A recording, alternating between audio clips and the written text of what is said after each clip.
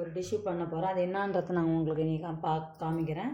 இப்போ வந்து நான் 1/2 கிலோ வள்ளிக்கிழங்கு எடுத்துருக்கிறேன். அது வந்து 2-3 வாட்டி நம்ம க்ளீன் பண்ணி வச்சிடணும். இப்போது அதை எடுத்து நம்ம குக்கரில் வச்சுக்கலாம்.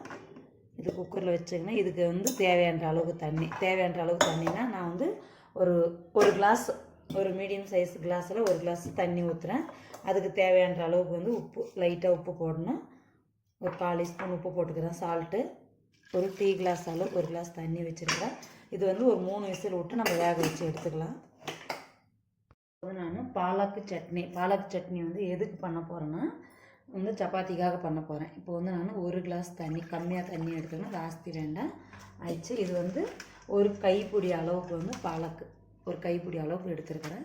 இது வந்து நம்ம தண்ணியில் போட்டு நல்லா வேக வைக்கணும். அப்படின்னா நல்லானா ஃபுல்லாக வேக வைக்கக்கூடாது, ஒரு மீடியமாக வேக வச்சு இதை எடுக்கலாம்.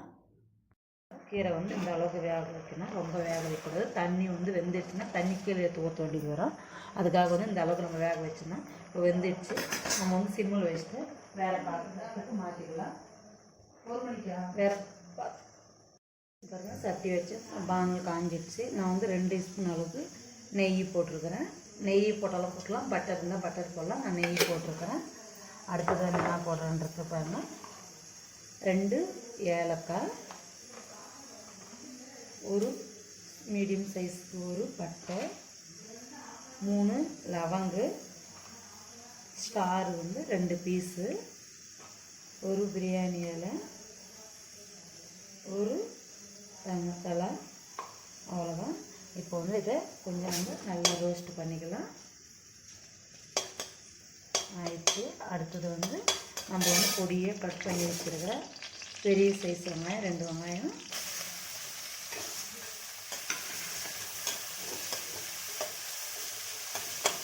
இதுக்கு தேவையான அளவுக்கு உப்பு,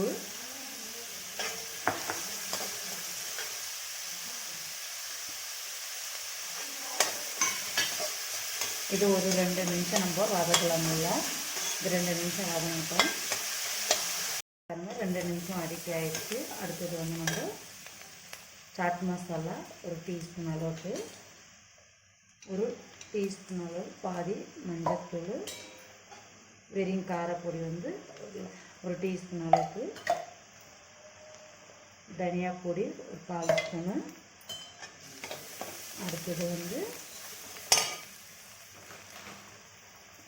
கஸ்தூரி மெந்தி ஒரு டீஸ்பூன் அளவுக்கு,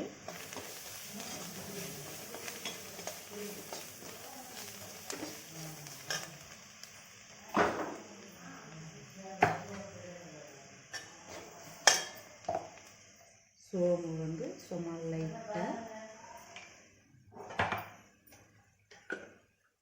ஜீரகமும் சொல்லிட்டா கொஞ்சம் அது ஒரு 1/4 ஸ்பூன் போட்டுருக்கலாம். அவ்வளோதான். இது வந்து நம்ம கொஞ்சம் நல்லா ரோஸ்ட் பண்ணிக்கலாம். இப்போ வந்து நான் கீரை வேக வச்சுருக்கிறேன். உங்களுக்கு ஆல்ரெடி சொல்லியிருக்கிறேன். அது சூடாக ஆறிடுச்சு. ஆறினது வந்து நம்ம மிக்சியில் போட்டு அதை அரைச்சி எடுத்துன்னு வந்துருக்கேன். பாருங்கள், இந்த அளவுக்கு அரைச்சிடணும். இப்போ நம்ம வந்து இதில் ஆட் பண்ணலாம்.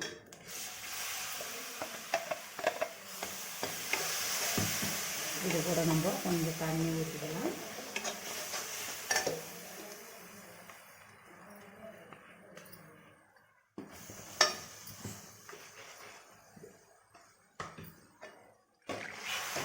அவ்வளோதான். இது ஒரு 2 நிமிஷம் நல்லா கொதிக்கட்டும்.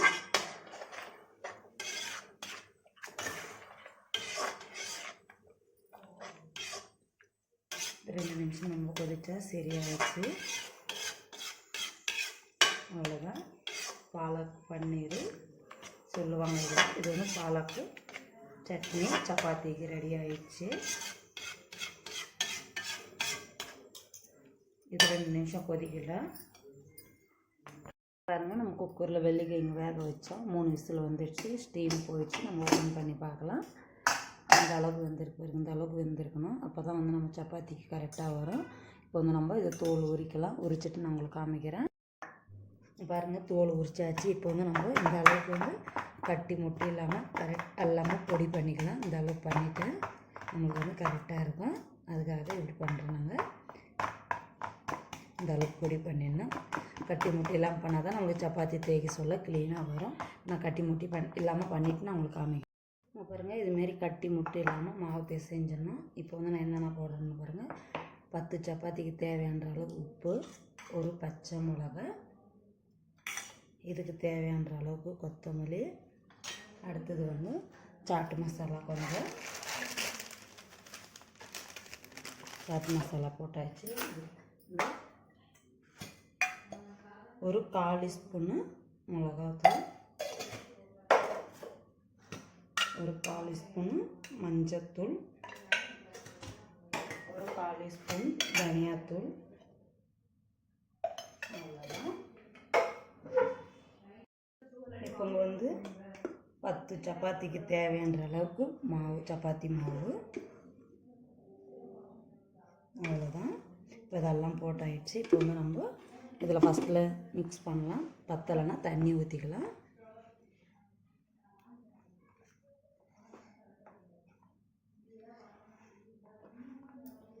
பாருங்கள், எந்த அளவுக்கு நான் மாவு பேசிஞ்சுக்கிறேன், இந்த அளவுக்கு பேசினோம். அப்போ தான் வந்து நம்மளுக்கு சப்பாத்தி வந்து சாஃப்டாக வரும். அந்த அளவுக்கு பேசிஞ்சு வச்சோம்னா, இப்போ நான் வந்து சின்ன சின்னதாக நமக்கு தேவையான சைஸுக்கு உருண்டை பிடிச்சி வைக்கிறேன். நான் பாருங்கள், இந்த அளவுக்கு பிடிக்கணும்.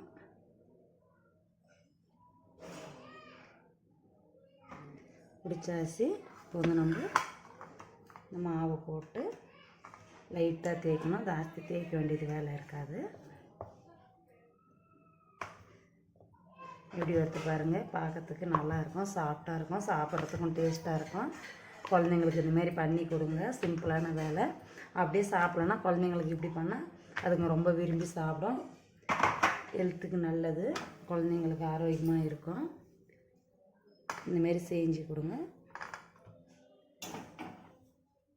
பாருங்கள் எப்படி வருது பாருங்கள். நார்மல் சப்பாத்தி மாதிரியே வரும். இதில் ஒன்றும் கன்ஃபியூஷன் தெரியாது நம்மளுக்கு.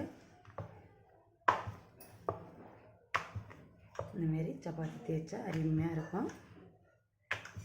அவ்வளோதான். பாருங்கள், சப்பாத்தியும் க்ளீனாக வரும். ஒன்றும் இதில் மாற்றம் தெரியாது நம்மளுக்கு. இது இருக்குது பாருங்கள். நம்ம எண்ணெய் வேணால் எண்ணெய் போட்டுக்கலாம், நெய் வேணால் நெய் போட்டுக்கலாம். இப்போ நாங்கள் வந்து இதுக்கு நெய் போட போகிறோம். இது குழந்தைங்களுக்கு கொடுக்கறதுக்காக வந்து நெய் போட்டு நாங்கள் குழந்தைங்களுக்கு கொடுப்போம். நீங்களும் அதேமாரி குழந்தைங்களுக்கு நெய் போட்டு கொடுங்க. இது பார்க்குறதுக்கு வந்து உங்களுக்கு எப்படி தெரியுதுன்னா சப்பாத்தி மாரி தான் தெரியும். குழந்தைங்களுக்கு கண்டிப்பாக இதை கொடுக்கலாம், விரும்பி சாப்பிடுவாங்க. நீங்களும் சாப்பிட்லாம். வெள்ளிக்கிழமை சப்பாத்தி வந்து ரொம்ப உடம்புக்கு ஹெல்த்தியானது. சாப்பிட்லாம். செஞ்சு பாருங்கள், சாப்பிட்டு பாருங்கள். உங்களுக்கு பிடிச்சிருந்தா சாப்பிட்டு பார்த்துட்டு நான் என்னோடய வீடியோவுக்கு சொல்லுங்கள். லைக் பண்ணுங்கள், கமெண்ட் பண்ணுங்கள், ஷேர் பண்ணுங்கள். பாய் பாய்.